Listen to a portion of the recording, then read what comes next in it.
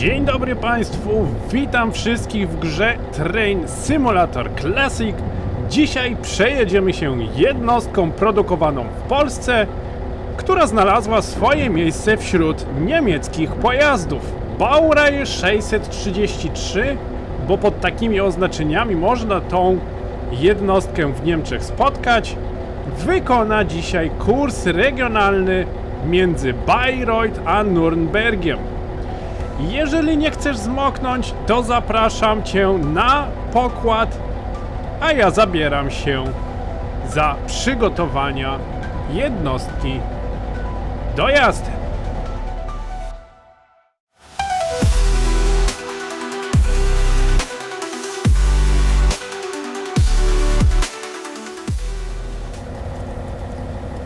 Dzisiaj mamy dość nietypowy filmik. Dzisiaj nie będę Wam pokazywał to, co zostało wyprodukowane w Niemczech, tylko przejedziemy się naszą polską PESą. Pojazd ten znalazł swoje zastosowanie na bocznych liniach kolejowych w całych Niemczech i właśnie jedną z taką boczniejszych linii kolejowej jest Pegnitz-Tal-Bahn. W Niemczech PESA jest oznaczona numerami 633 i 632. Jaka jest różnica między tymi pojazdami, opowiem Wam po drodze, ale najpierw wejdźmy na pokład i zacznijmy przygotowywać jednostkę do drogi, ponieważ trochę tutaj musimy jeszcze skonfigurować. Nastawnik kierunku jazdy do przodu. Ctrl, numpad, enter, PZB. Tu jest OK. Literką T otwieramy drzwi. Zapalamy reflektorki z przodu. 3 białe.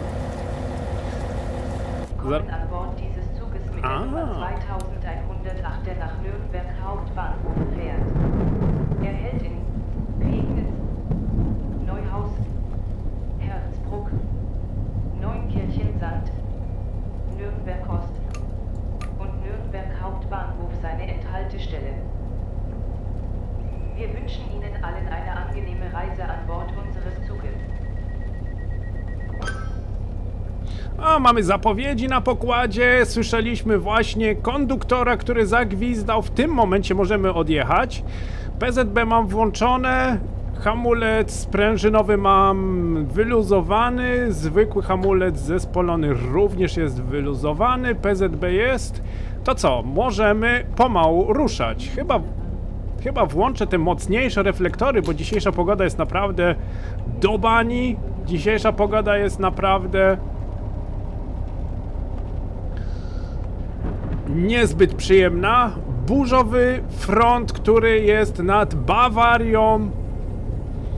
I taka pogoda będzie nam dzisiaj cały czas towarzyszyć. Wyjazd mamy podany z prędkością 60 km na godzinę, ale musimy uważać, ponieważ jesteśmy w restrykcyjnym monitoringu PZB 85 i 70 mruga na przemian. Do tego mamy tutaj komunikat, że prędkość jest monitorowana do 45 km na godzinę.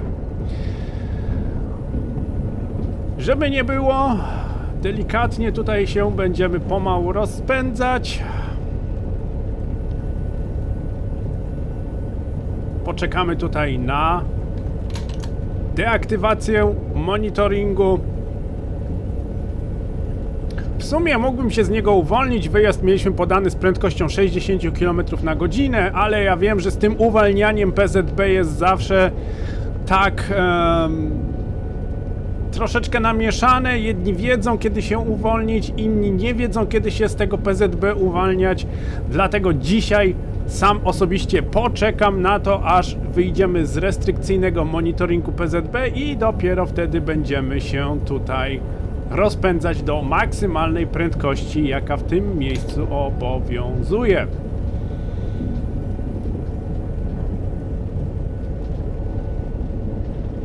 Dość długo trwa to PZB, muszę przyznać. Mam nadzieję, że się nic nie zawiesiło, ponieważ ja dzisiaj walczę od samego rana z problemami technicznymi, które są właśnie związane nie tylko z Train Simulator Classic, ale ogólnie ze wszystkimi moimi grami. Nie mam pojęcia dlaczego, ale zawiesił mi się dzisiaj komputer do tego stopnia, że wszystkie foldery, wszystko to, co było w folderze dokumenty, są tam między innymi zapisy gier, wszystkich, utraciłem. Cały folder poszedł, nie powiem jak i nie powiem gdzie. W każdym bądź razie straciłem wszystkie zapisy gier, straciłem zapisy gier do Ark Survival Ascended, straciłem zapisy gier do Train Sim World 5. A było tam jeszcze kilka takich zapisów, które po prostu były moje prywatne, w tym momencie też ich nie mam. Do tego nie wiem dlaczego cały dzień próbowałem nagrać Train Simulator Classic i OBS nie zamierzał współpracować ze mną, przez co moje ciśnienie, powiedzmy, że się podniosło do bardzo wysokiego poziomu, że już w pewnym momencie myślałem, że przestanę w ogóle nagrywać. Ale jakoś mi się udało połączyć Train Simulator Classic z OSB, z programem do nagrywania i jedziemy teraz. Jedziemy PES-om, jedziemy polskim pojazdem, który dostał się do Niemiec. Do tego postanowiłem zrobić mój własny scenariusz. Jako że dawno nie robiłem scenariuszy do Train Simulator Classic, postanowiłem, że zamiast oryginalnego scenariusza do PES-y wezmę po prostu, zrobię własny scenariusz, żeby po prostu było ciekawie i trochę dłużej. Lepszy trochę przejazd zrobiłem, te oryginalne przejazdy nie są takie interesujące moim zdaniem i tak dość dziwnie zbudowane, ale mam nadzieję, że dojedziemy do końca linii kolejowej, ponieważ zrobiłem wprawdzie swój własny scenariusz, ale nie testowałem go, a niekiedy jest tak, że nietestowany własny scenariusz czasami w połowie się potrafi zawiesić. Także zobaczymy, jak to będzie. Baureihe 633 PESA Link. Jednostki produkowane w Bydgoszczy. Osobiście widziałem taką jednostkę ostatnio, jak byłem na dworcu głównym w Herne. Miasto nieopodal mojego miasta. Jest tam taka olbrzymia stacja, która się nazywa Herne Wanne Eickel. I tam właśnie widziałem taką jednostkę, która zmierzała do dworca głównego w Dorsten. Żeby nie było, tutaj mam zdjęcie. Jest to jednostka Baureihe 632 o numerze 104. Jest to dwuczłonowa jednostka i jednostka ta obsługuje połączenie między Dortmundem a Dorsten i jeździ pod numerem RB43. W tym momencie tarcza ostrzegawcza mówi nam o tym, że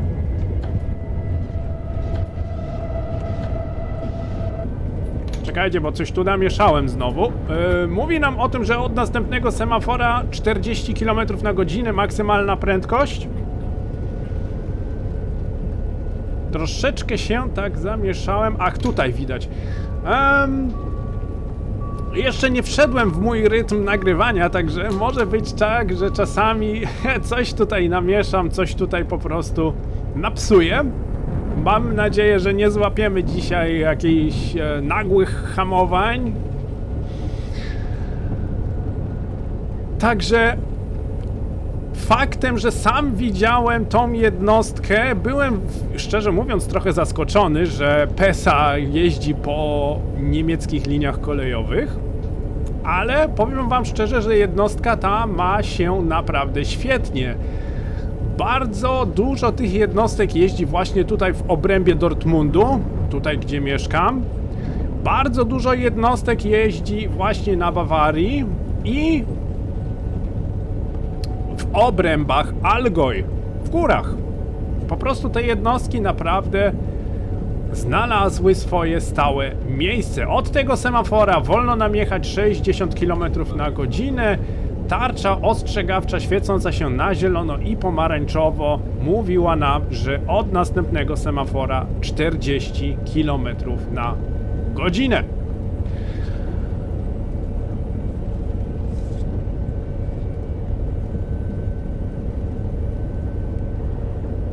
Wypatruję cały czas tutaj semafora. Zobaczymy, co się tutaj przed nami dzieje. No, pogoda nie dopisuje, no ale taka zwykła letnia burza, jaka często o tej porze roku zdarza się na dworze.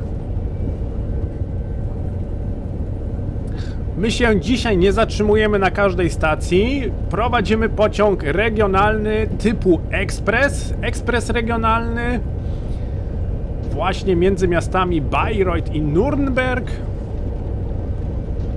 I właśnie pociąg regionalny ekspresowy zatrzymuje się tylko i wyłącznie na większych stacjach kolejowych. Tu jest 40, kolego,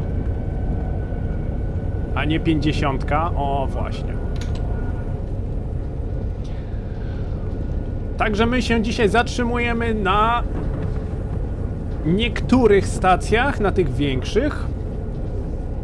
Kolejna stacja Pegnitz jest dopiero za około 14 km, ale przez ten czas możemy poobserwować, jak ta jednostka wygląda. Mogę wam trochę o niej opowiedzieć.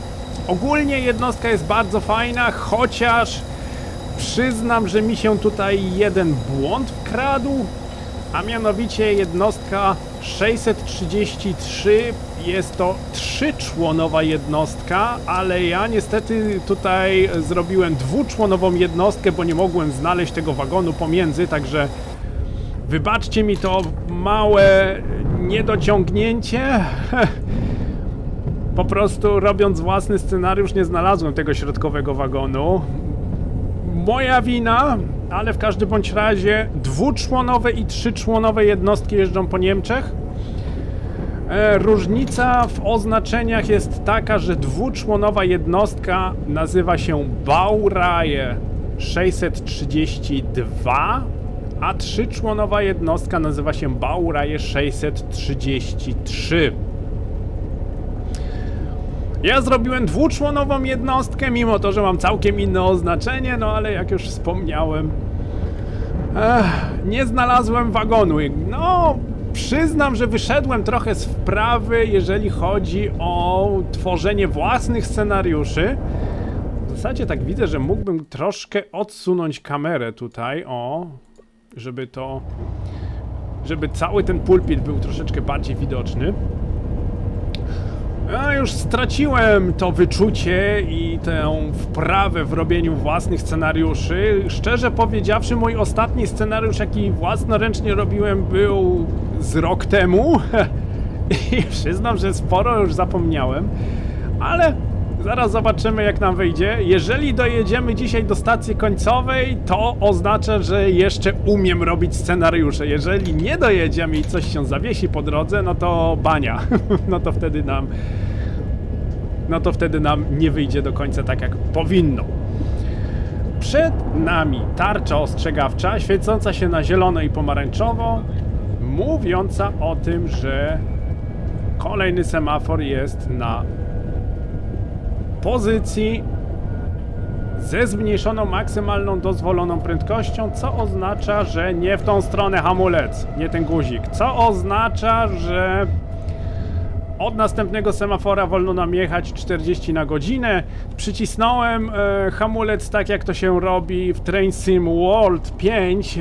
Zapomniałem totalnie, że luzowanie hamulca tutaj w Train Simulator Classic jest w trochę innym miejscu. Ajajaj. Dzień pełen przeżyć, dzień pełen stresu.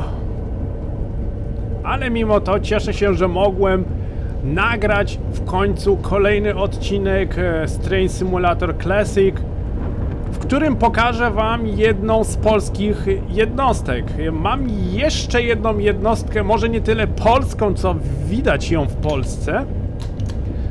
Jaka to jednostka będzie? Zostawię niespodzianką. Od tego miejsca wolno nam jechać 60 km na godzinę, od następnego semafora wolno nam jechać 40 bądź 60. Ja zawsze wychodzę z założenia, że jeżeli semafor nie pokazuje nam na tarczy ostrzegawczej cyfry i świeci się semafor na zielono i pomarańczowo, zawsze wychodzę z założenia, że kolejny semafor jest na 40 km na godzinę. Nie mamy rozkładu jazdy. W rozkładzie jazdy stałoby to wypisane, z jaką maksymalną prędkością możemy jechać, ale jako nie ma w tej grze rozkładu jazdy, więc musimy trochę improwizować. Co my tu mamy? 612 z włączonymi światłami po obu stronach.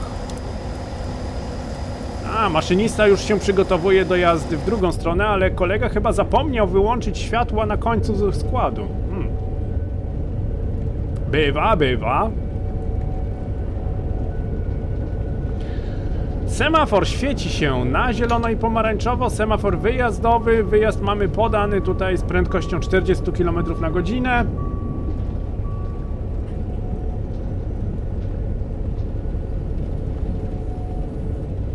Na szczęście nasza jednostka nie jest dość długa. Ma 51 metrów, co oznacza, że zaraz będziemy mogli się tutaj rozpędzić do maksymalnej prędkości szlakowej. W tym miejscu jest 110 km na godzinę, więc możemy tutaj troszeczkę poszaleć. Jednostka bardzo szybko się rozpędza. Jest to świetnie wykonany model jednostki 633. Model tej lokomotywy to może nie, ale jednostki trakcyjnej można kupić w dwóch miejscach. Na stronie RSSLO, do której ten model należy, oraz można dokupić tą jednostkę trakcyjną na Steamie. Ja osobiście mam kupioną jednostkę na Steamie ze względu na to, że Steam robi od czasu do czasu promocje częściej niż strona RSSLO, przez co można tą jednostkę troszeczkę taniej złapać.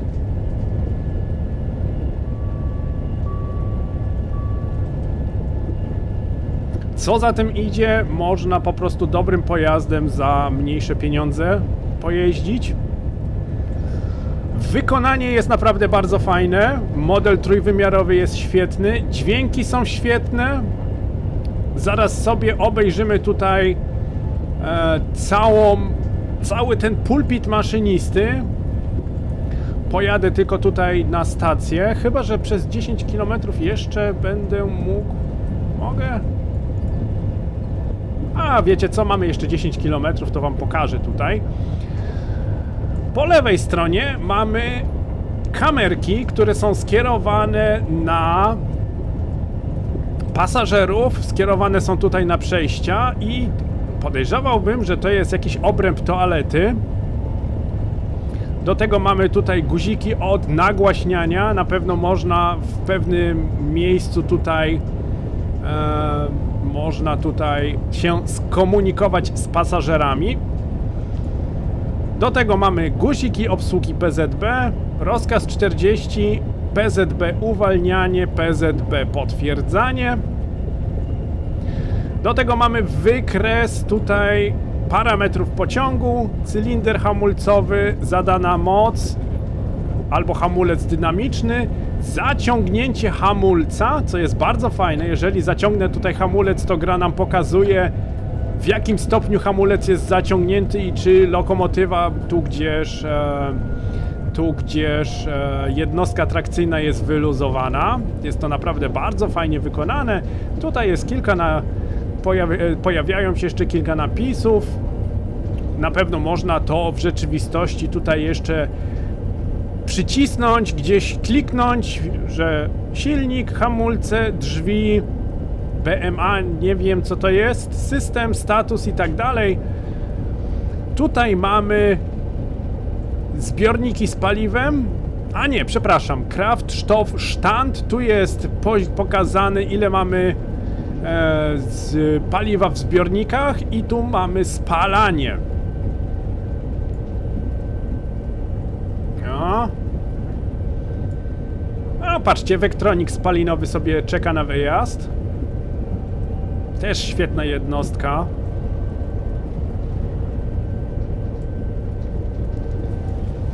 Przechodząc dalej, muszę tutaj cały czas obserwować.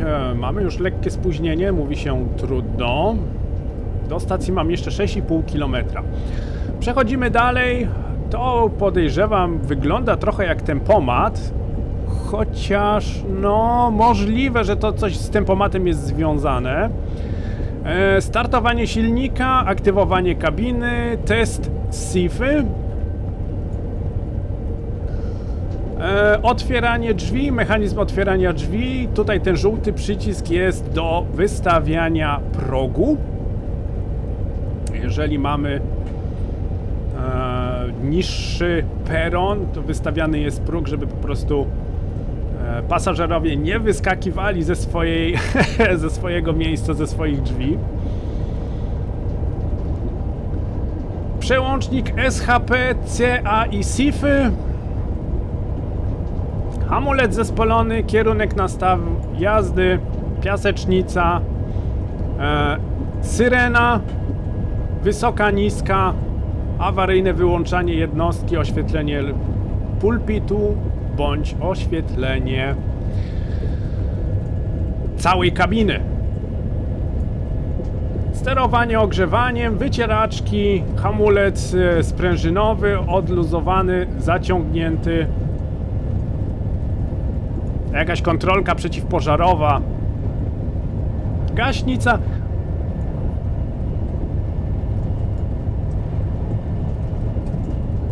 O, drzwi też mogę otworzyć. O, tego nie wiedziałem. Sam przed chwilą musiałem przetestować, bo tak wpadło mi do głowy, może jednak będzie możliwe otwieranie drzwi. No ale jak widać, można to wykonać. Także pojazd jest naprawdę bardzo fajnie zrobiony, nie tylko w środku, ale również na zewnątrz.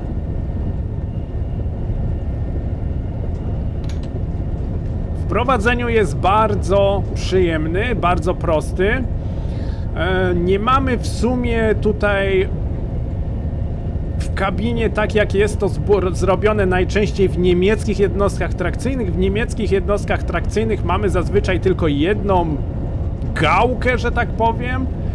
Jest to przepustnica połączona z hamulcem. Tutaj mamy osobno przepustnicę i osobno hamulec zespolony. Ale uważam, że to jest nawet trochę lepsze rozwiązanie ze względu na to, że jeżeli chcemy lekko podhamować, to można to wykonać właśnie do tyłu i wtedy włączamy hamulec elektrodynamiczny. Tutaj nam się pojawia żółta kreska i właśnie nam pokazuje, w jakiej pozycji znajduje się hamulec elektrodynamiczny. Jeżeli zadamy do przodu, to na niebiesko nam się będzie pojawiać, ile mamy zadane mocy. Także obsługa jednostki jest naprawdę banalnie prosta. I przyznam, że cieszę się, że mogłem sobie tą jednostkę zakupić. Bardzo chciałem tą jednostkę mieć w swojej kolekcji właśnie przez to, że już kilkukrotnie widziałem te jednostki na stacjach, na których ja osobiście przebywam. Bo jakby nie patrzeć, o, tarcza ostrzegawcza świeci się na zielono i pomarańczowo. Od następnego semafora 40 km na godzinę. Prawdopodobnie 40 bądź 60. Ja hamuję do 40.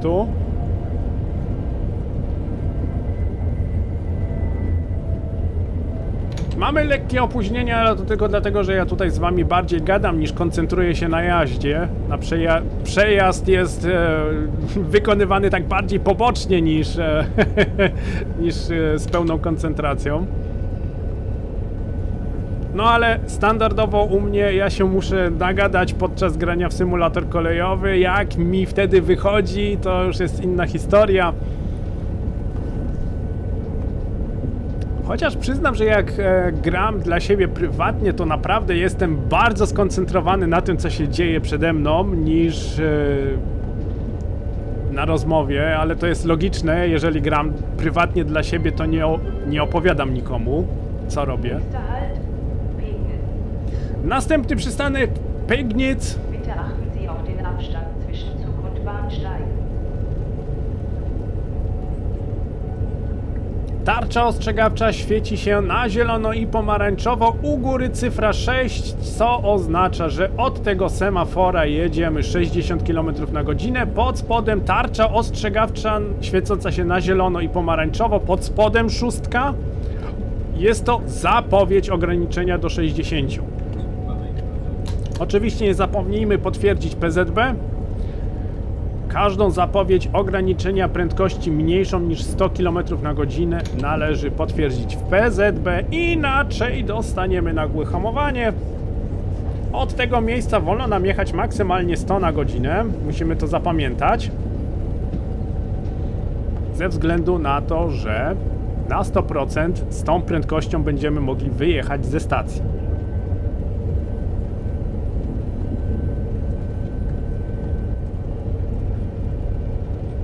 Kolejna jednostka jadąca w przeciwną stronę,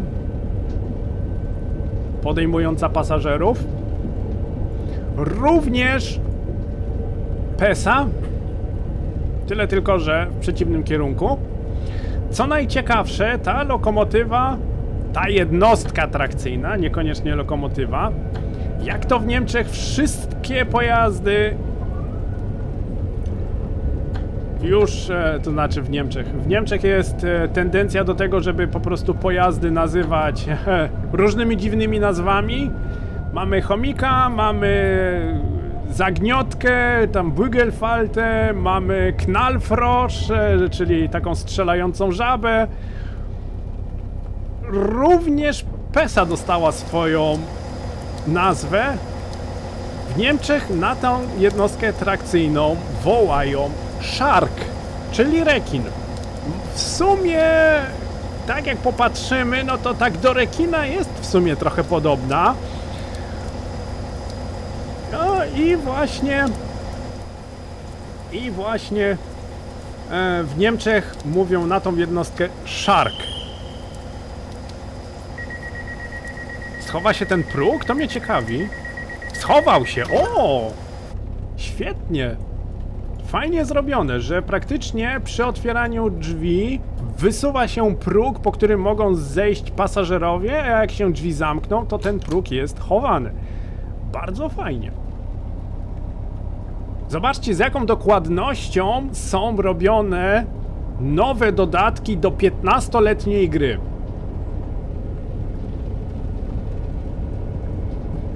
Wyjazd mamy podany z prędkością 60 km na godzinę. Biała szóstka nad semaforem, w tym przypadku jako tablica, nie jako wyświetlacz. Mówi nam o tym, że możemy tutaj z 60 wyjechać.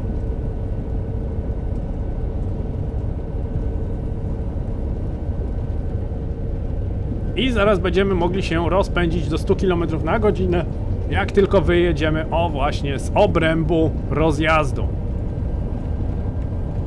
Maksymalnie zadana moc, niech się tutaj ta jednostka rozpędzi. Jak widać, dość mocne silniki spalinowe zadają sporo energii elektrycznej właśnie na silniki trakcyjne, dzięki czemu ta jednostka naprawdę bardzo szybko się rozpędza. Kolejna stacja Neuhaus za 13 km. W tym momencie mam trochę czasu na to, żeby wam o tej jednostce opowiedzieć.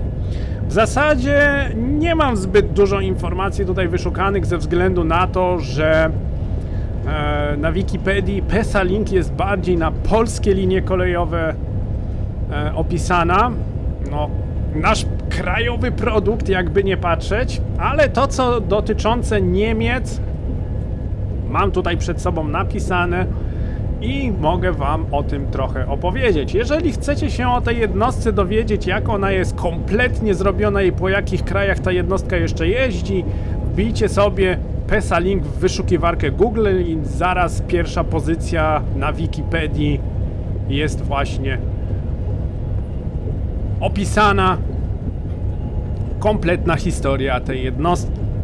Otóż PesaLink w Niemczech trafiła w dwóch wariantach, w wariancie dwuczłonowym i w wariancie trzyczłonowym. Dwuczłonowa, jak już wspominałem, nazywa się BR632, trzyczłonowa nazywa się BR633. W Polsce PESA znana jest jako jednostka SA-139 i jednostki były produkowane w zakładach w Bydgoszczy. Bardzo cieszę się, że polska lokomotywa, z tą lokomotywą, polska jednostka trakcyjna naprawdę znalazła tutaj w Niemczech, znalazła za granicą odbiorcę i regularnie można ją tutaj widzieć. Jest to jedna z nowocześniejszych jednostek, jakie tutaj po Niemczech jeżdżą.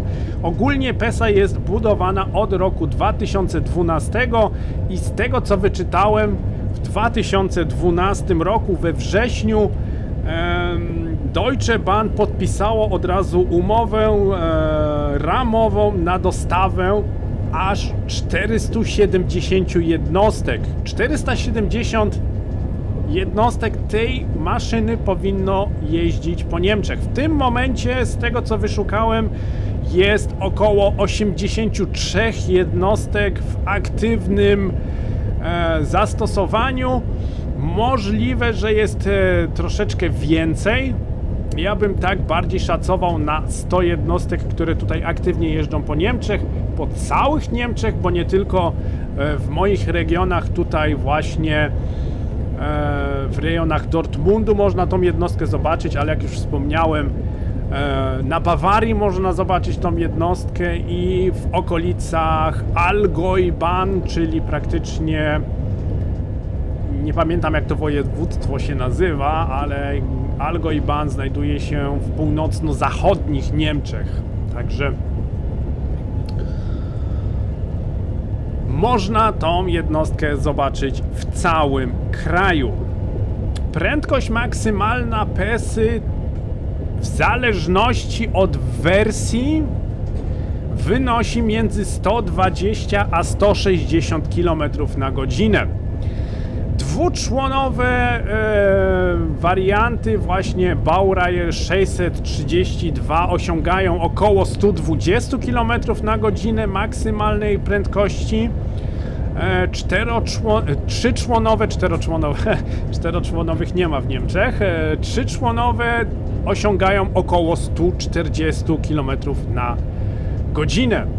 Jednostki 160 km na godzinę nie są dostępne w Niemczech. W Niemczech są dostępne tylko wolniejsze jednostki. Co najciekawsze, widziałem oceny na Steamie właśnie tej jednostki i ktoś dał kciuk w dół ze względu na to, że jednostka zaczęła wariować przy prędkości 150 km na godzinę. No ale gościu nie pomyślał, że jakby nie patrzeć, niektóre jednostki mają swoją maksymalną prędkość konstrukcyjną i te prędkości są zazwyczaj programowane w grze. A on 150 km na godzinę i szybciej nie można jechać. Od razu kciuk w dół, nie? Więc niektóre komentarze to jest naprawdę katastrofa. Szczególnie na Steamie. Moc tych jednostek jest różna w zależności od wersji. Dwuczłonowe wersje mają dwa silniki spalinowe o mocy 390 kW. 3-członowe wersje mają 2 silniki spalinowe 565 kW.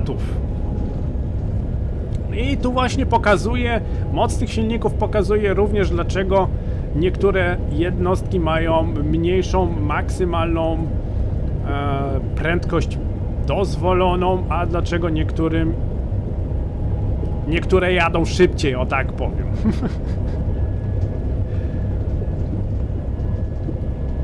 Co najciekawsze, teraz mi się tak skojarzyło, ostatnio czytałem nowiny z mojego miasta, w którym się urodziłem, z Jeleniej Góry, i właśnie pierwszą jednostką trakcyjną, jaka dojechała do Karpacza, ponieważ dzisiaj została otwarta linia kolejowa Jelenia Góra-Karpacz.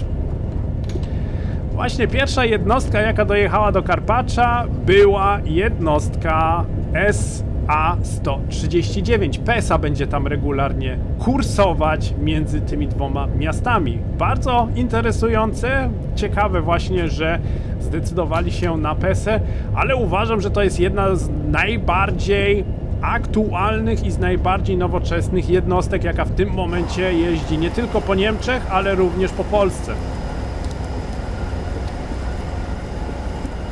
Bardzo fajnie wygląda, chociaż troszeczkę mnie drażni, że nie mam tego trzeciego członu tutaj. Niestety nie znalazłem, gdzie ten człon jest. Również słyszymy charakterystyczne piłowanie główki szyny w zakrętach. Jeżeli tą jednostką jedziemy w grze Train Simulator Classic, w każdym zakręcie mamy właśnie ten charakterystyczny dźwięk, to piszczenie kół właśnie na szynach. Nawet o taki szczegół zadbali producenci właśnie tutaj tej jednostki. Muszę przyznać, że zadziwiające, jak detalicznie potrafią produkować dodatki właśnie do gry, która ma 15, chyba nawet 16 lat, i w której można naprawdę pojeździć każdą jedną możliwą jednostką, jaka jest aktualnie dostępna w Niemczech, ponieważ polskich linii kolejowych nie ma w Train Simulator Classic. Kiedyś był dodatek dostępny do ściągnięcia, gdzie były polskie jednostki, jakaś tam linia polska również była do ściągnięcia, ale z tego co pamiętam, był to fanowski projekt, ktoś to prywatnie zrobił i to nie było robione przez Dovetail Games ani jakąś taką profesjonalną firmę, także to, co jeździ po Niemczech, znajduje się faktycznie w grze w większości. I przyznam, że bardzo mnie to cieszy właśnie ze względu na to, że mogę w grze pojeździć składami, które codziennie widuję. Jak już wspominałem, jeżdżąc do pracy mam przejazd kolejowy. Nächster Halt, Neuhausen. Mam przejazd kolejowy, na którym muszę się codziennie zatrzymać Und Bahnsteig. i codziennie widzę ciekawe składy. Najczęściej są to składy towarowe. Jeżeli chodzi o składy pasażerskie, no to Flirt trójka od Stadlera góruje tutaj w moich rejonach.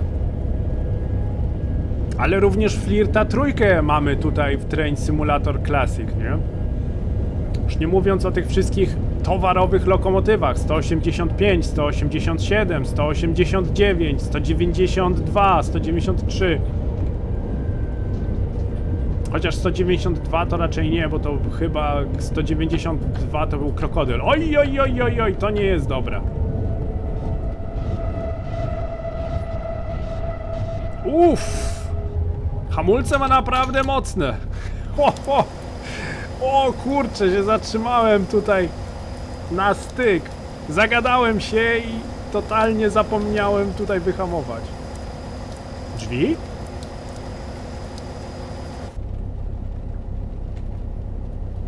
Halo, drzwi? Czekajcie.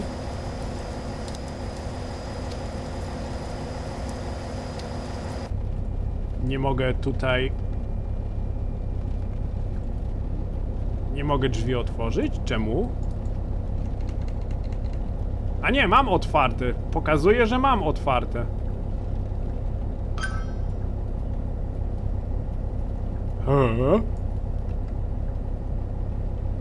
Faktycznie, mogę jechać na kolejną stację. Może nikt nie chciał wsiąść, bo też tak jest możliwe. Bardzo dużo... w bardzo wielu jednostkach trakcyjnych w Niemczech drzwi są otwierane na żądanie, co oznacza, że maszynista odblokowuje tylko drzwi, ale pasażerowie, jeżeli potrzebują, to te drzwi otwierają sami. Po prawej stronie stoi kolejna PESA, również przygotowuje się do jazdy w kierunku przeciwnym. Widać, że ma włączone tylne światła czerwone. Dwie dwuczłonowe jednostki spięte w jedną i zapewne niedługo po nas ruszy również na stację dworca głównego w Nürnbergu. Kolejna stacja Hersbruck za około 15 km.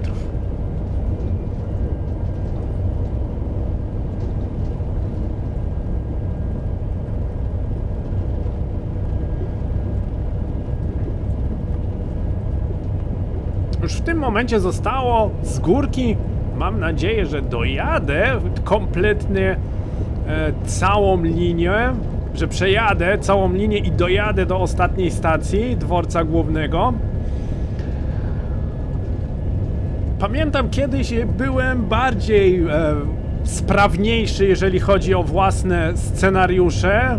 Bardzo długo nie robiłem żadnych scenariuszy, bo uważałem, że Train Simulator Classic jest na tyle przestarzałą grą, że nie opłaca się do niej robić scenariuszy, ale szczerze mówiąc jest to w dalszym ciągu jedna z fajniejszych gier komputerowych, mimo że jest tak starym symulatorem, ale nie oszukujmy się, zawartością żaden inny symulator kolejowy nie dorównuje właśnie temu.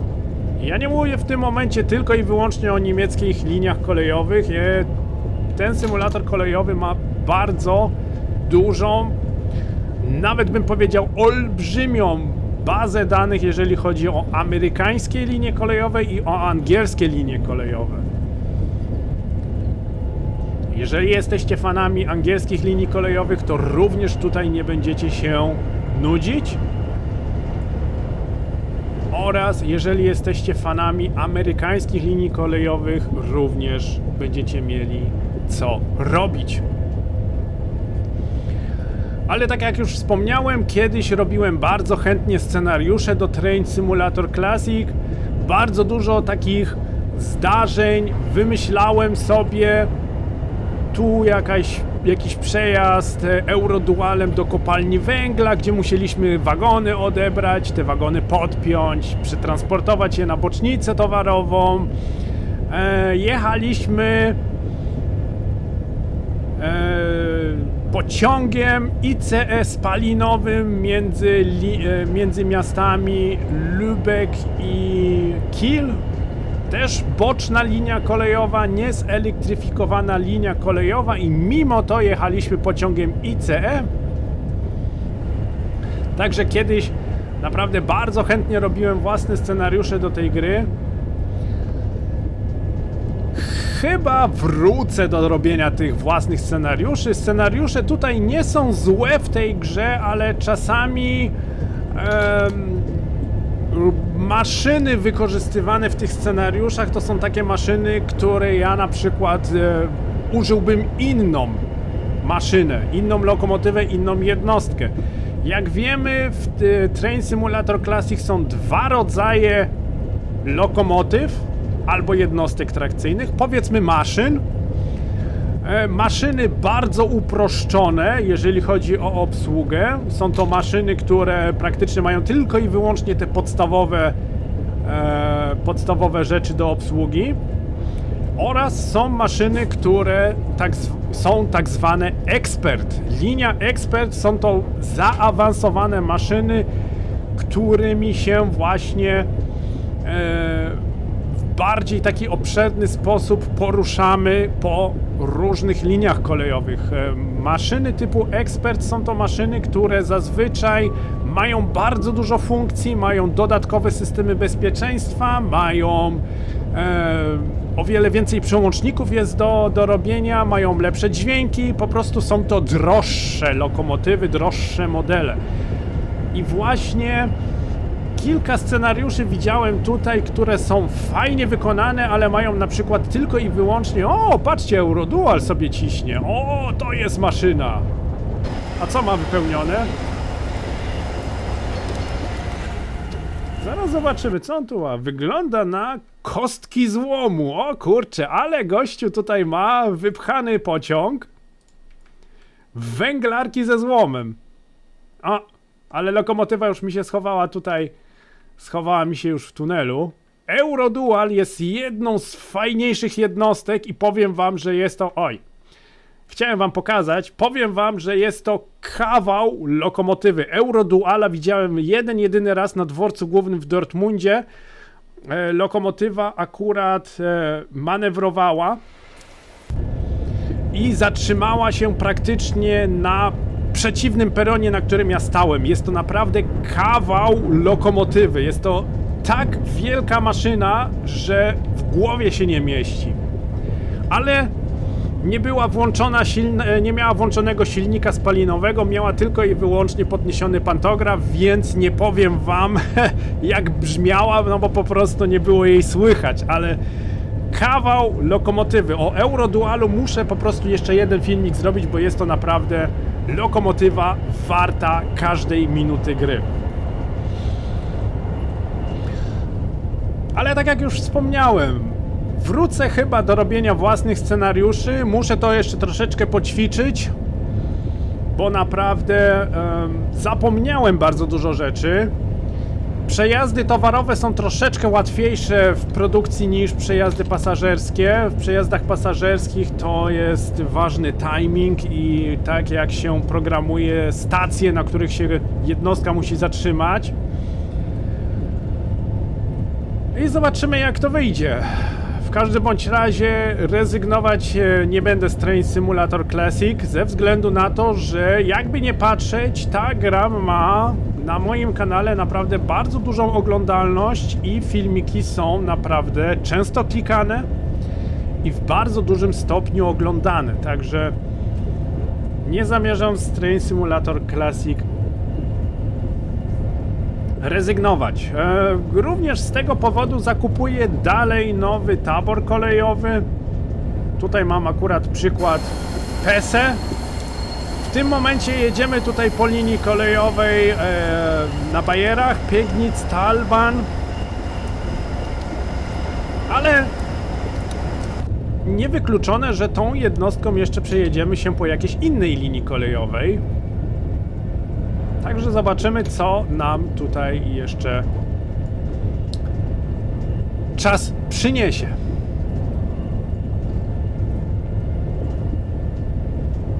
Przyznam, że ta linia kolejowa jest naprawdę bardzo długą linią kolejową. Ona niby ma tak około 80 km, ale przyznam, że jeżeli jedziemy takim pociągiem regionalnym i jedziemy właśnie taką jednostką, która zatrzymuje się od czasu do czasu na jakiejś stacji, no to na przejazd musimy liczyć więcej niż godzinę.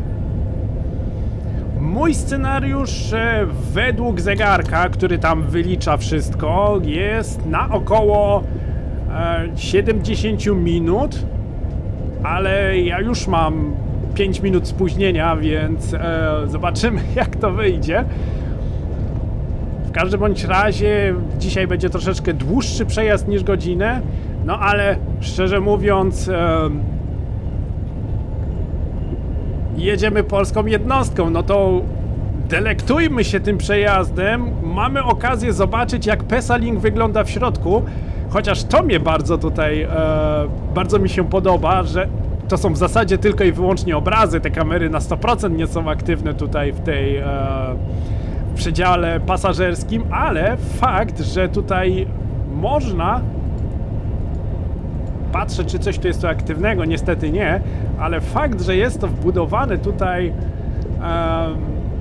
do tej lokomotywy, do tej jednostki jest naprawdę zdumiewający.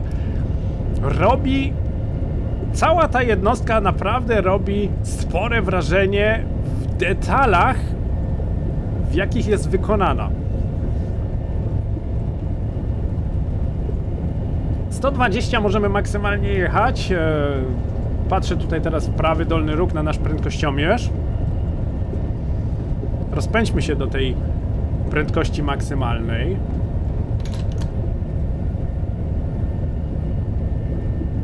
Ustawię przepustnicę tak, żeby po prostu siła pociągowa była wyrównana, żebyśmy się tak szybko nie rozpędzali, ale również żebyśmy nie zwalniali non-stop.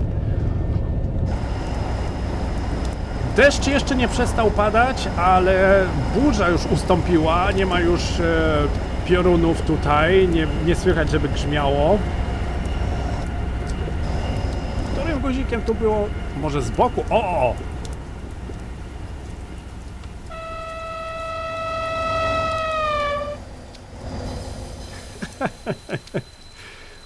Uwielbiam te ustawienia kamery właśnie tutaj w Train Simulator Classic.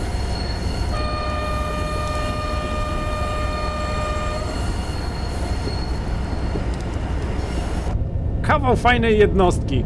Jeżeli chodzi o cenę tej jednostki, no to na Steamie wynosi 15 do 16 euro. W złotówkach wam niestety nie powiem, mogę tylko oszacować. 15 euro no to jest 40-60 zł. Około 60 zł.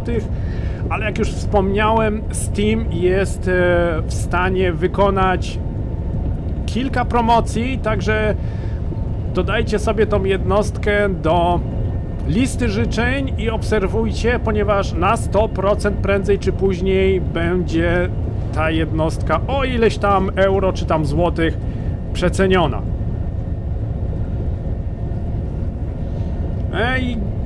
Linia dedykowana do tej jednostki jest to linia Allgäu-Bahn.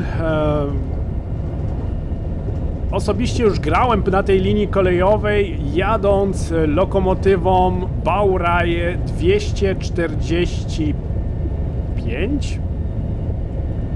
W każdym bądź razie spalinowym traksem dwójką, który jest również dodany do linii kolejowej Allgäu-Bahn. Ta jednostka ma tam kilka ciekawych scenariuszy, chociaż scenariusze moim zdaniem są dość dziwnie zbudowane ze względu na to, że rozkład jazdy mamy załączony w PDF-ie do tych scenariuszy i sami musimy jechać według rozkładu jazdy, co oznacza, że na przykład startujemy nasz scenariusz i musimy tak jechać, żeby na przykład na 10:15 być na dworcu, bo o 10:17 jest już odjazd.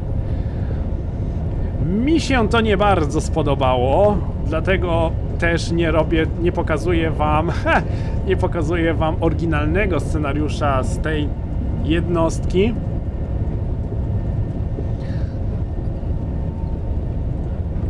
No ale uważam, że i tak chciałem zrobić własny scenariusz, chciałem zobaczyć, czy jeszcze potrafię zrobić scenariusz, po którym jedziemy i który wykonujemy do samego końca.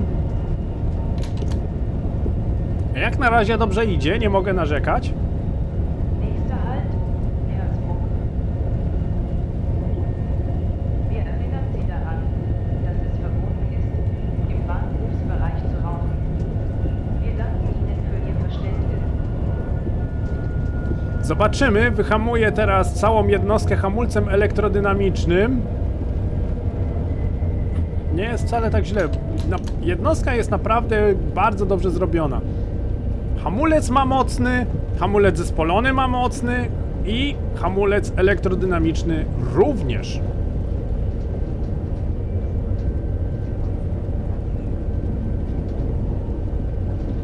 Okej, tutaj się zatrzymujemy. Pasażerowie wysiadają po lewej stronie w kierunku jazdy, bo nie wiem, czy nasza kierowniczka pociągu wspomniała o tym.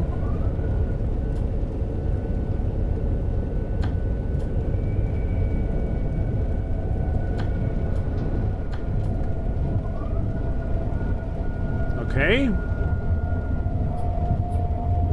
Otwieramy drzwi i czekamy. Podoba mi się ten wyświetlacz tutaj, szczególnie ten pasek, w jakim stopniu jest zaciągnięty hamulec. W tym momencie mam zaciągnięty hamulec do połowy. Dieser Zug fährt nach Nürnberg Hauptbahnhof. Er hält in Neunkirchen-Sand, Nürnberg Ost. Dieser Zug verkehrt derzeit mit einer Verspätung von 10 Minuten. Wir entschuldigen uns für die Unannehmlichkeiten. Interesujące. Interesujące. Kierowniczka pociągu właśnie poinformowała pasażerów, że nasz pociąg jest około 7 minut opóźniony. Kurczę, fajnie. Nie wiedziałem, że zapowiedzi z RW Enhancera 2 są tak dokładne. Jestem pod wrażeniem. Dobra. Kolejna stacja Neukirchen.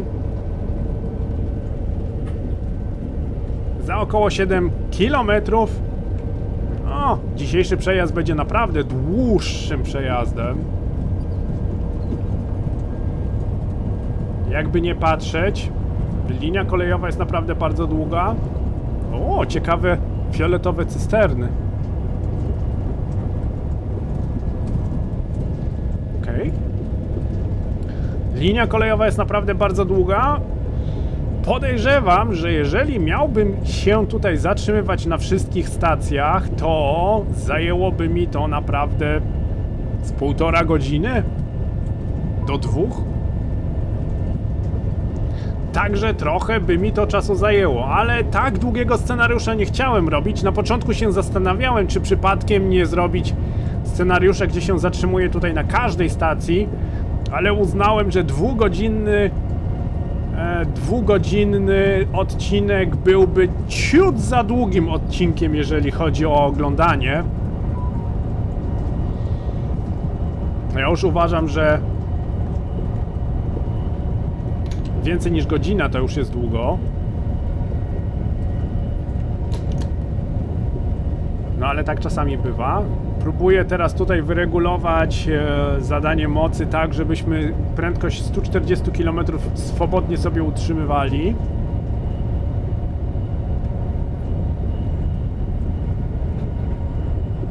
A co najciekawsze, włączę tutaj to standardowy ten wyświetlacz tutaj tej gry i w którym to jest miejscu? A tutaj throttle, przepraszam, można ustawiać co 5%, czyli na 5% mocy, 10% mocy, 15% i tak dalej. Widzę, że RW Enhancer tego nie pokazuje, ale standardowy wyświetlacz jak najbardziej.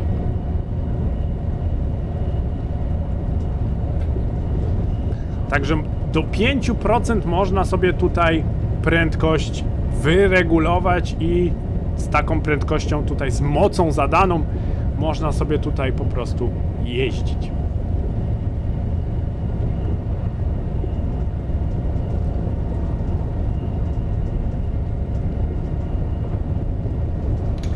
Tarcza ostrzegawcza świeci się na zielono i pomarańczowo.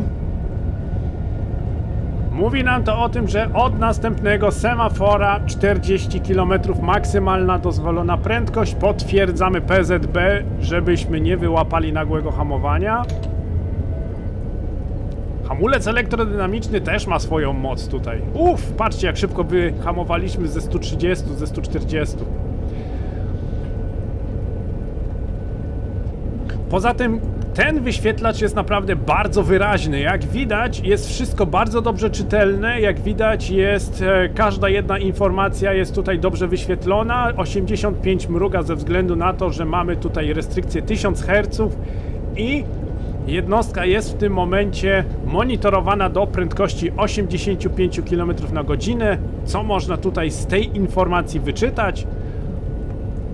Wszystko jak najbardziej optymalnie wyświetlone i naprawdę w bardzo dobrej jakości, bo czasami w niektórych lokomotywach w Train Simulator Classic, jeżeli popatrzymy na wyświetlacz, ten wyświetlacz jest taki trochę rozmyty, trochę w takiej niskiej jakości, w zależności od tego, jaką wersję lokomotywy mamy. Nächster Halt, Neunkirchenland. Bitte achten Sie auf den Abstand zwischen Zug und Bahnsteig. Przed nami semafor, który mówi, że od tego miejsca możemy jechać 50 km na godzinę, od następnego 40. Oczywiście semafory... Zagadałem się. Chciałem wam tutaj właśnie o semaforach trochę opowiedzieć i ten...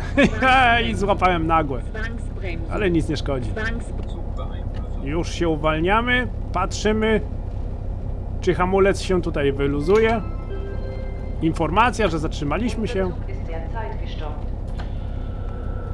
Bitte versuchen Sie zu Ihrer Sicherheit nicht, die Türen zu öffnen und bleiben Sie auf Ihren Plätzen sitzen. O właśnie, hamulec luzuje. Wir danken Ihnen für Ihre Aufmerksamkeit.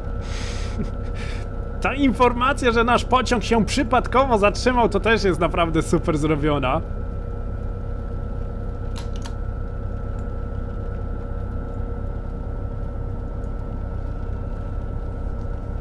Chciałem wam powiedzieć o semaforach, jak jest semafor zbudowany i zagadałem się i zapomniałem o tym, żeby potwierdzić tarczę ostrzegawczą mówiącą o zmianie maksymalnej prędkości.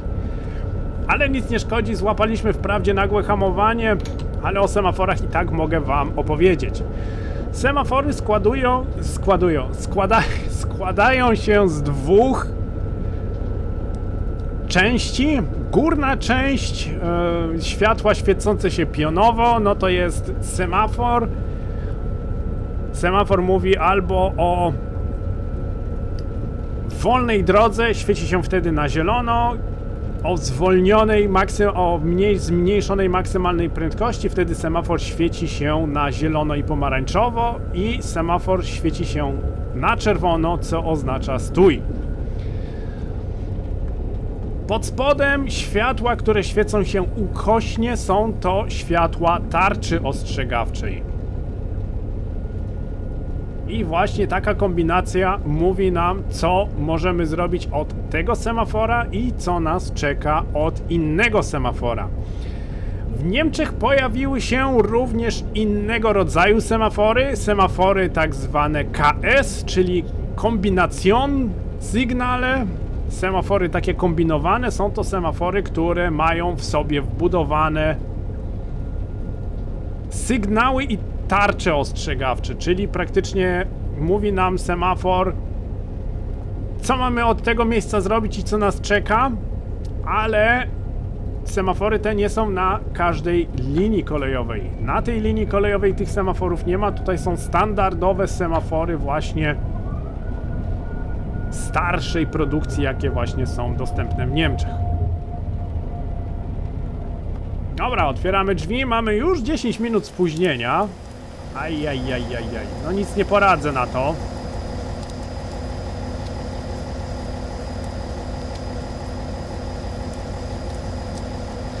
Tak to już po prostu jest.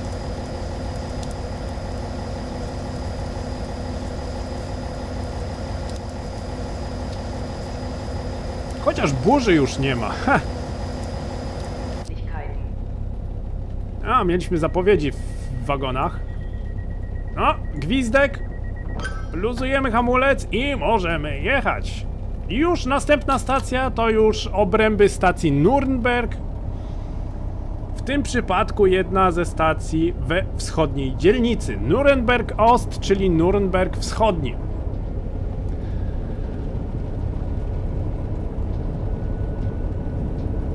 Maksymalna 40. Na semaforze było wyświetlone. I tutaj postaramy się zaraz rozpędzić do maksymalnej prędkości szlakowej.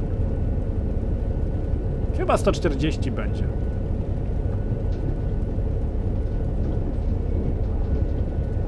Halo? Dalej mogę jechać 40. Ciekawe, czy dobrze zaprogramowałem.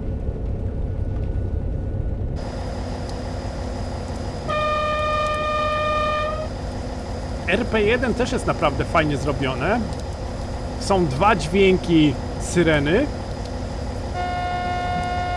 To jest jeden. To jest drugi. Ten drugi mi się bardziej podoba. O, właśnie.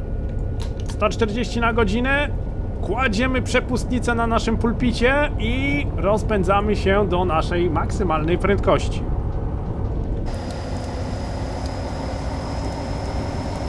Naprawdę bardzo fajna jednostka, bardzo mile się ją prowadzi. Nie wiem, czy jest to spowodowane, a na pewno jest to spowodowane tym, że jesteśmy w stanie prowadzić coś, co jednak pochodzi z naszego kraju i coś, co jest bardzo dobrze w grze symulowane. Cały ten trójwymiarowy model, całe zachowywanie się tej jednostki, mechanika prowadzenia, wszystko jest tutaj naprawdę bardzo fajnie zrobione.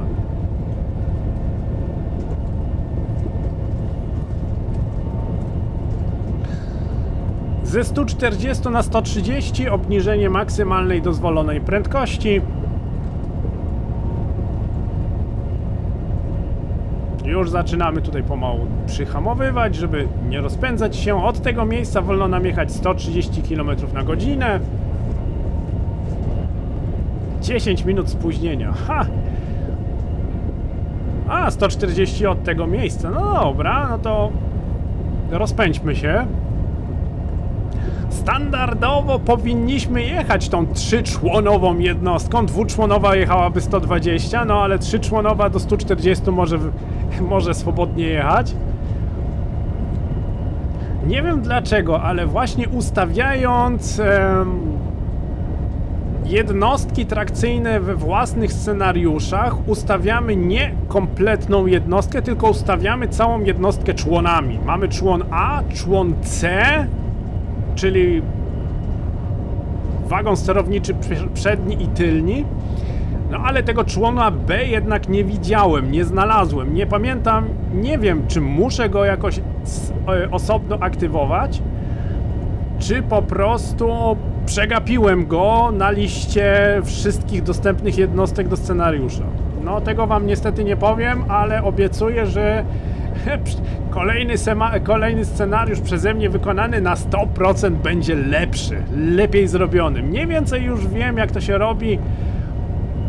Musiałem wprawdzie swoje filmiki tutorialowe obejrzeć, bo włączyłem ostatnio edytora i tak patrzałem, co mam teraz zrobić, jak to się teraz robi, jak to się teraz je, co mam teraz Także cieszę się, że sam robiłem tutoriale do własnych scenariuszy, bo naprawdę przypomniałem sobie na własnych filmikach, co powinienem zrobić.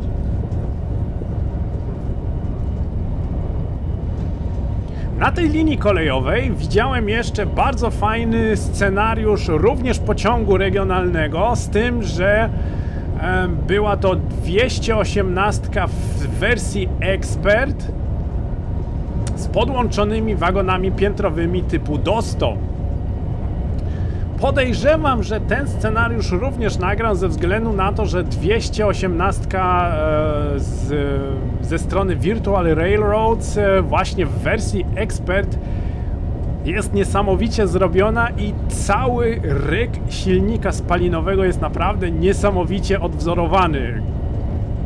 Ja grając ten scenariusz naprawdę jechałem z bananem na twarzy, z uśmiechem od ucha do ucha i delektowałem się każdą jedną minutą spędzoną w tej lokomotywie, bo tak świetnie brzmiała.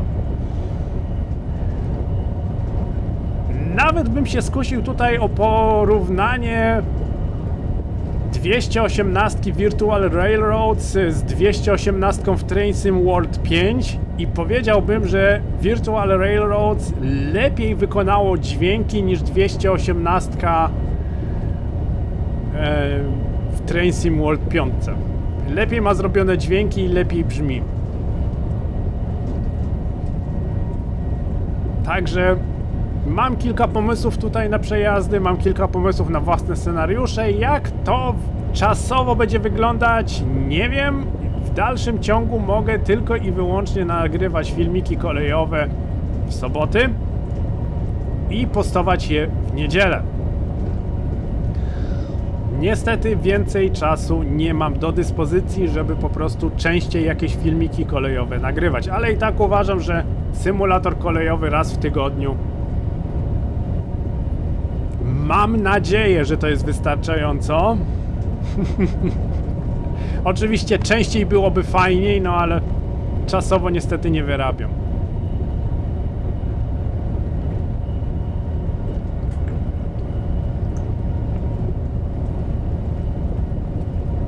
Jeszcze około 3 km do naszej stacji docelowej, to znaczy docelowej. Zdaje mi się, że Nürnberg-Ost jest to przedostatnia stacja, na jakiej się zatrzymamy.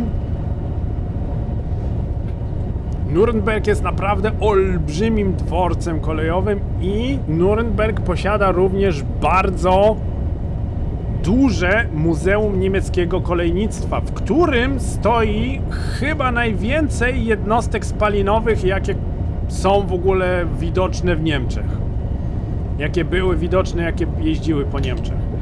Tarcza ostrzegawcza świeci się na zielono i pomarańczowo. Potwierdzamy PZB.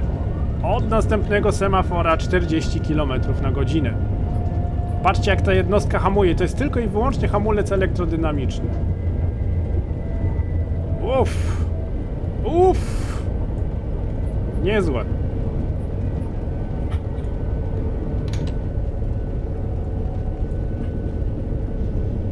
Od następnego semafora 40. Delikatnie tutaj doturlamy się już do rozjazdu. W tym miejscu mamy powtarzacz tarczy ostrzegawczej. Powtarzacz tarczy ostrzegawczej można rozpoznać po białym świetle, które jest w lewym rogu, w lewym górnym rogu. Ta biała lampka mówi nam o tym, że to jest powtarzacz. To jest również powtarzacz, tylko semafor jest nowszego typu. Tarcza ostrzegawcza jest nowszego typu, ale również jeżeli w białym, jeżeli w lewym górnym w górnym lewym rogu znajduje się białe światło, oznacza to, że jest to powtarzacz. Nächster Halt, Nürnberg-Ost. Bitte achten Sie auf den Abstand zwischen Zug und Bahnsteig. Tak samo tutaj semafor pokazywał maksymalną dozwoloną prędkość 40 km na godzinę. Tarcza ostrzegawcza pod spodem mówiła, że od następnego semafora również obowiązuje 40 km na godzinę.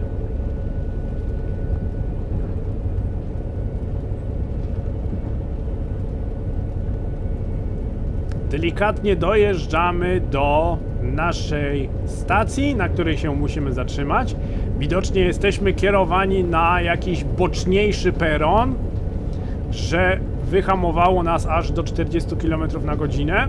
Na 100% będziemy wpuszczeni gdzieś tutaj w jakiś boczny peron.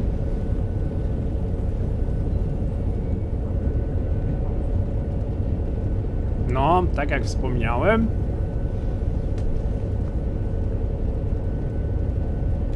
A, 40. To jedziemy trochę za szybko. Podhamujemy trochę elektrodynamicznym.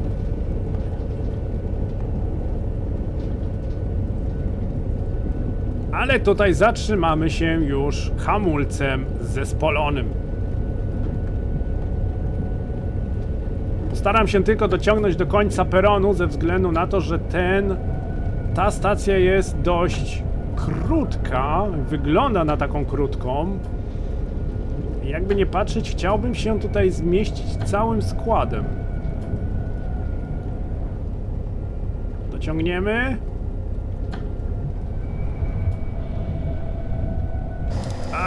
Idealnie. No okej, jesteśmy dwuczłonowym, tutaj ten, więc i tak byśmy się zmieścili.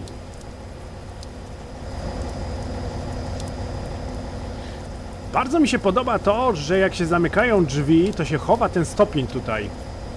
A, tu jest nawet napisane 140 km maksymalnej swojej dozwolonej prędkości. FPS-a. Troszeczkę po przeglądzie, bo przegląd miała mieć 14 września 2019. Świetna sprawa. Dobra. Kolejna stacja, Nürnberg, dworzec główny, za około 3,5 km. Pomalutku. Windows, spadaj. Coś mi komputer nawala. Nie dość, że straciłem cały folder dokumenty, straciłem wszystkie zapisy gry, to w tym momencie Windows, o tu jest 40. Już się zestresowałem, bo nie lubię tego, jak komputer mi nie działa tak, jak ja bym tego chciał. Mam tak niestety. I dzisiaj od samego rana mam cały czas jakiś problem. Albo mi program do nagrywania nie działa, albo mi gra nie działa, albo straciłem folder, straciłem wszystkie zapisy gry.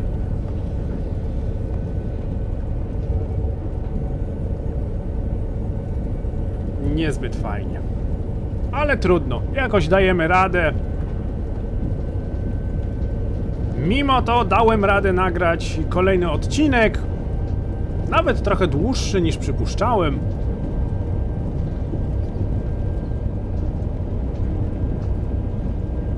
No, pogoda w grze dalej deszczowo, ale chociaż burzy nie ma, nie grzmi, nie błyska.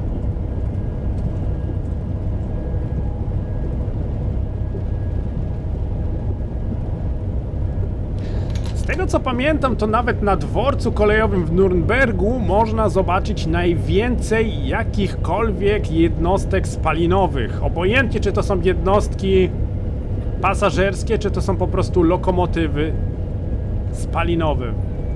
W okolicach Nürnbergu właśnie jest bardzo dużo takich bocznych linii kolejowych, które są niezelektryfikowane. Dlatego, jeżeli chciałbym jakkolwiek zobaczyć bardzo dużą ilość właśnie takich spalinowych jednostek, no to musiałbym się udać na Bawarię. Trochę daleko, około 700 km, może trochę mniej od mojego miejsca zamieszkania, ale podejrzewam, że i tak byłoby warto. Tym samym dojeżdżamy do naszej stacji docelowej. Ja się z wami pomału żegnam. Mam nadzieję, że wam się przejazd Pesą podobał. Jeżeli tak, zostaw lajka i zasubskrybuj kanał, by nie przegapić pozostałych odcinków o tematyce symulatorów kolejowych. Bardzo dziękuję za wspólnie spędzony czas. Bardzo dziękuję, że byłeś, że obejrzałeś mój filmik. To się najbardziej dla mnie liczy. To mi daje właśnie najwięcej satysfakcji, że moje materiały są oglądane. In wenigen Augenblicken wird unser Zug in Nürnberg Hauptbahnhof, unserem Endbahnhof, ankommen. Bitte vergewissern Sie sich, dass Sie keine Gepäckstücke oder persönlichen Gegenstände im Zug vergessen haben. Wir sind derzeit 11 Minuten hinter unserer planmäßigen Ankunftszeit. Wir entschuldigen uns für die Unannehmlichkeiten. Wir erinnern Sie daran, dass es verboten ist, im Bahnhofsbereich zu rauchen. Wir hoffen, Sie hatten eine angenehme Reise und wir wünschen Ihnen einen schönen Tag. Jestem naprawdę pod olbrzymim wrażeniem, jak głos zapowiedzi z RW Enhancera mówi, ile minut mamy opóźnienia i jeszcze przeprasza za to, że w tym momencie powstały takie niedogodności. Jest niesamowite. Już zapomniałem totalnie o tym, że coś takiego w ogóle istnieje. Niesamowite. Świetna sprawa. Dworzec kolejowy w Nürnbergu, jeden z największych dworców kolejowych w Niemczech. Widać, ile ma peronów.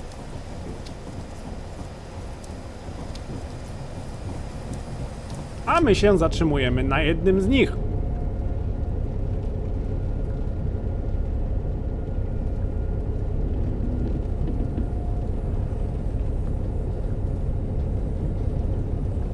Chwila koncentracji. Naprawdę delikatnie wjeżdżamy tutaj w peron. I tak mamy opóźnienie,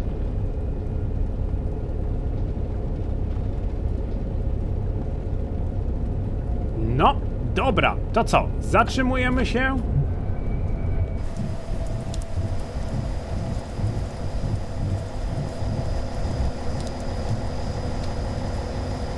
Otwieramy drzwi. Ja wam dziękuję jeszcze raz za to, że byliście, za to, że obejrzeliście mój filmik. Życzę wam miłego dnia, trzymajcie się ciepło. Do zobaczenia w kolejnym odcinku. Cześć!